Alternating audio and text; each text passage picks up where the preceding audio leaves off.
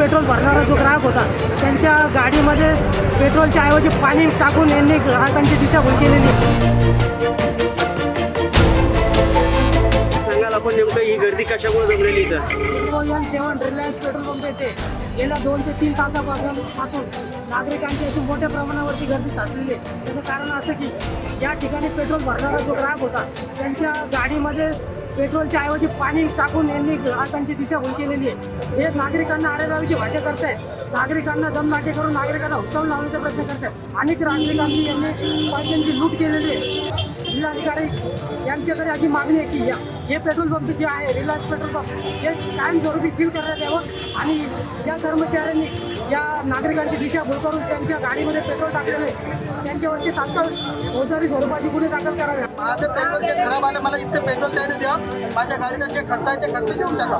बाजूला गाडी लावायला गॅरेजला तो त्यांना इथे खर्च देऊ द्या. त्यांचं असं म्हणणं आहे की बा पेट्रोलमध्ये पाणी मिक्स केलं असेल त्यामुळे सगळं पाणी झाले असेल. CCTV कॅमेरे आम्ही टाकले की नाही टाकले पेट्रोल हे बघून घ्या. आमचे नाही टाकले तर आमच्यावर गुन्हे दाखल करा. आम्ही तर फ्रॉड म्हणून आणला असं काही. आज ठीक 5-5:30 वाजता अन्नधान्य वितरण अधिकारी श्री मेंढके साहेब यांना दूरध्वनीवरून माहिती कळाली की N7च्या रिलायन्स पेट्रोल पंपावर पाणी मिश्रित पेट्रोल मिळत आहे.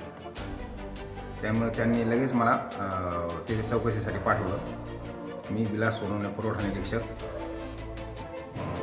तिथे स्वतः जाऊन चौकशी केली आणि ते पेट्रोलचे 1-1 लिटरचे 3 सॅम्पल घेतले आणि हे सॅम्पल घेऊ आता आपण प्रयोगशाळेला पाठवणार आणि त्याचा जो अहवाल येईल त्या अहवालानुसार त्याचे दोषी असल्यास त्याच्यावर कायदेशीर कारवाई करण्यात येईल.